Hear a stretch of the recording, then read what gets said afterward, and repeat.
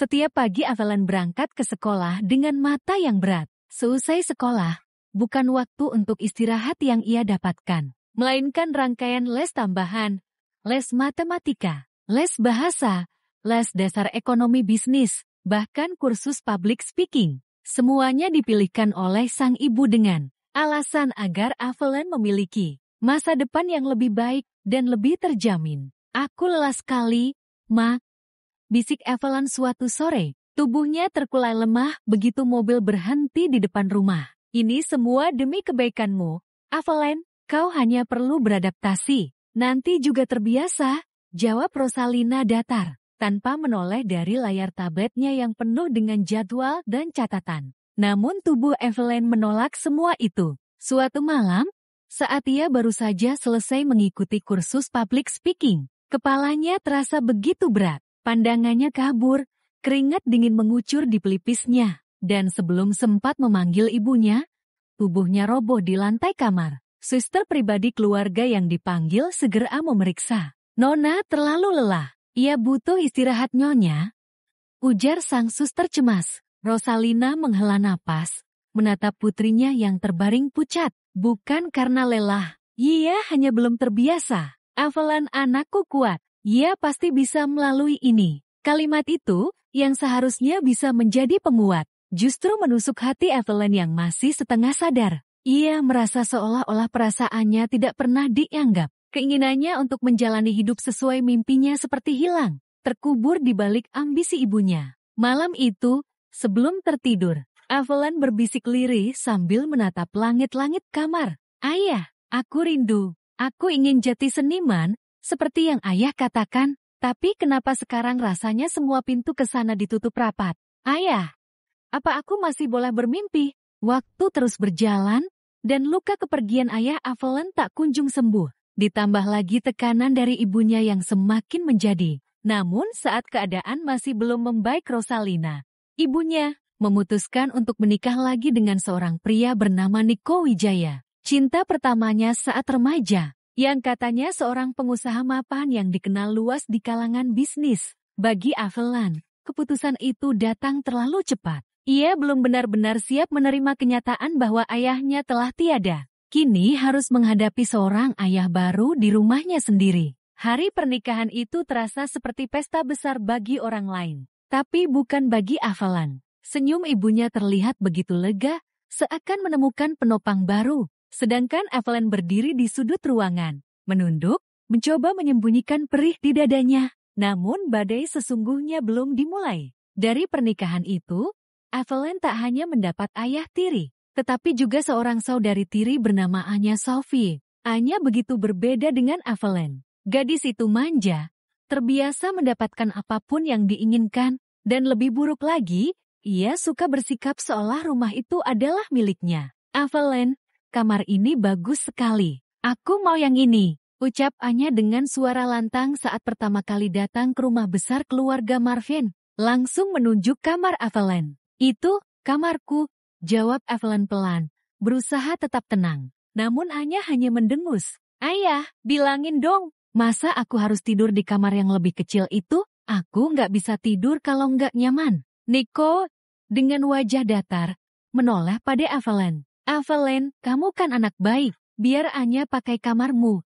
Ya, kamu bisa pindah ke kamar sebelah. Tidak ada salahnya mengalah untuk adikmu." Kata-kata itu seperti pisau. Evelyn merasa darahnya mendidih, tapi tatapan ibunya yang tegas membuatnya terdiam. Rosalina hanya berkata singkat, "Evelyn, jangan buat masalah. Turuti saja." Sejak hari itu, rumah yang dulu penuh kenangan ayahnya, kini terasa semakin asing. Anya mulai bertindak seolah semua di bawah kendalinya. Ia sering memerintah Evelyn seenaknya, bahkan menyalahkannya di depan orang tua mereka. "Bu, lihat deh, Evelyn sengaja nggak mau bantu aku ngerjain tugas. Dia malas banget," keluh Anya suatu malam. Padahal kenyataannya, Evelyn baru saja pulang dari les yang melelahkan. Tapi ibunya hanya memandang dengan tatapan kecewa. "Evelyn, kamu kakak. Seharusnya bisa memberi contoh, jangan bikin ibu malu." Hati Evelyn semakin hancur.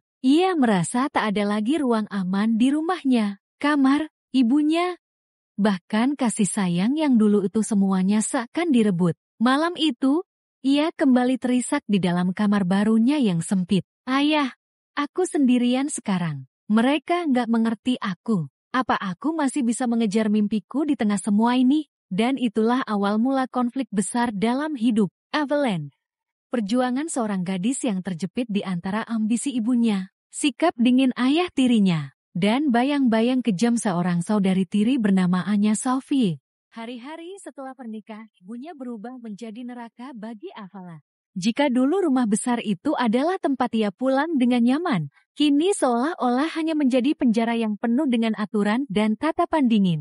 Anya Sophie, gadis manja yang kini resmi jati adik tirinya, semakin menunjukkan taring. Di depan Nico dan ibunya, Anya selalu tampil manis, lembut, dan seolah penurut. Namun begitu hanya mereka berdua, topengnya runtuh. Evelyn, cepat buatkan PR-ku. Aku nggak bisa kerjain karena lagi sibuk live. Katanya suatu sore, dengan bersandar di ranjang sambil memainkan ponselnya. Aku juga punya tugas.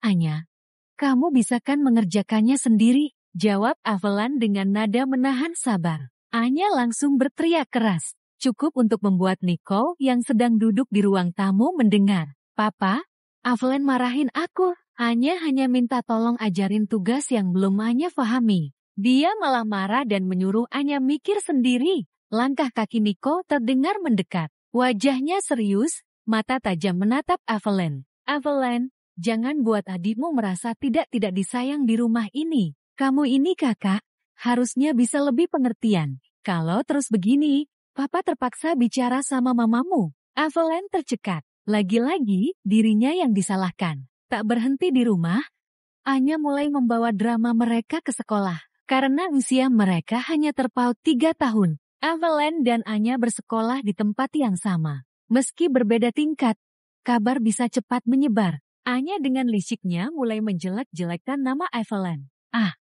Kamu tahu kan si Evelyn Marvin, mukanya memang cantik. Tapi sok banget, di rumah aja dia malas-malasan kayak princess. Maunya dilayani terus. Bisikannya pada teman-temannya. Lalu dibuat seolah itu sebuah gosip yang seru. Tak lama, gosip itu sampai ke telinga teman sekelas Evelyn. Beberapa mulai menjauh. Bahkan ada yang berani terang-terangan mengejek. Si seniman gagal, katanya anak orang kaya. Pasti hidupnya dimanja banget ya, pantas aja selalu lemah. Hari itu, Evelyn benar-benar tak tahan. Ia baru saja keluar dari kelas tambahan matematika ketika kepalanya terasa berat. Napasnya terengah, pandangan berkunang-kunang. Lalu tubuhnya terjatuh pingsan di koridor sekolah. Seketika suasana heboh. Guru dan beberapa murid segera menolong, membawanya ke UKS. Namun alih-alih khawatir, ibunya hanya berkata saat menjemput malam itu, Evelyn, kamu ini harus lebih kuat. Jangan gampang jatuh hanya karena sedikit tekanan. Mama sudah bilang, kamu harus terbiasa. Dunia ini keras.